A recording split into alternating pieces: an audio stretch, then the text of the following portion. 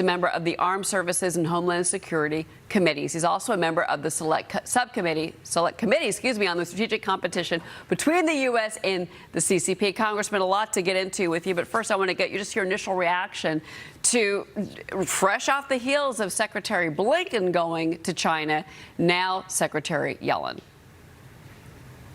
Yeah, well, I don't have too much confidence in Secretary Yellen accomplishing too much over in China. It certainly seems that the Biden administration is doing everything it can to please China and give them propaganda victories. This would be another propaganda victory, just like the Blinken visit was a propaganda victory.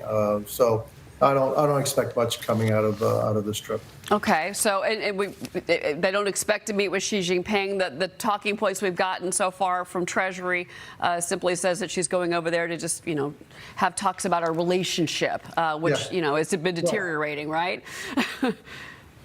Yeah, you can probably do that over the phone. I mean, I don't think you have to go to China to have some talks with some people about your relationship and tariffs and all that. So again, I just think that this is the Biden administration kowtowing to the CCP.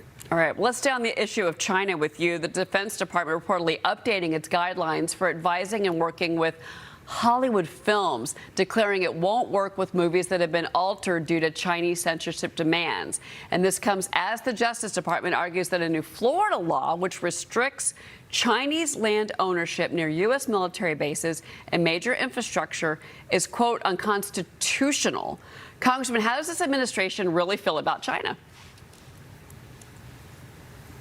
Look, the administration maybe talks a tough game, but it's their actions that speak louder than their words. As far as the Defense Department not working with Hollywood producers that bow to Chinese censorship, it's a good move, obviously, but it's something that's been going on for years, if not decades. The Chinese have had a stranglehold on American production that wants to get into China.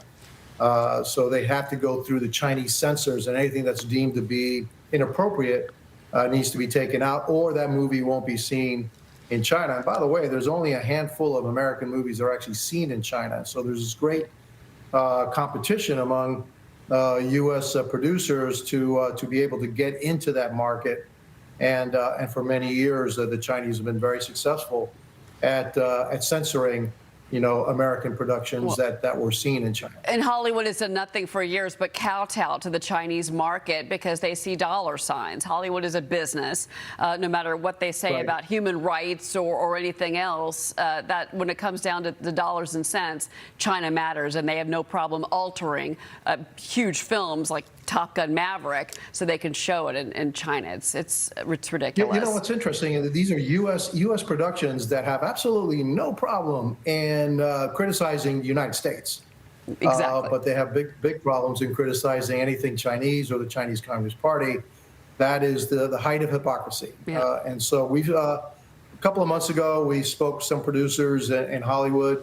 I think the tide is kind of changing. They're seeing what's happening in China. And really that it really is not much in terms of dollars back to them. And so hopefully we'll see a change in the attitudes of Hollywood and the self-censoring that they've been doing with the Chinese Communist Party. Before you go, I do want to ask you about this. Customs and Border Patrol responding to this video that was posted by Fox's Bill Melugin shows a border agent cutting through razor wire to let migrants in. Melugin tweeting, a CBP official told him, quote, Border Patrol encountered a group of migrants with several small children. In order to quickly apprehend them and get them out of the heat, an agent cut the wire to access the area consistent with federal law.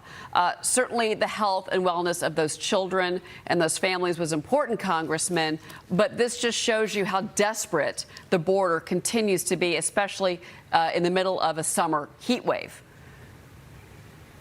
Yeah, it also shows, the complete utter failure of Secretary Mayorkas and the Biden administration in controlling our border. This is basically hey, we'll open the door for you. And there's a great example of us opening the door for them. Look, I'm not saying that they shouldn't have done that, but again, it just shows that what the migrants feel that the U.S. posture is, they're going to walk up right into the United States. They're going to be allowed in.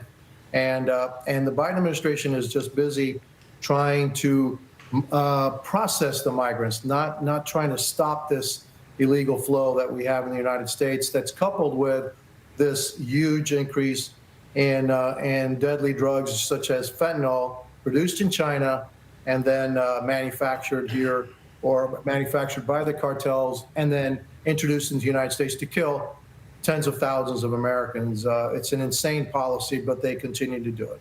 Congressman Carlos Gimenez. Congressman, it's always great to have you on the show.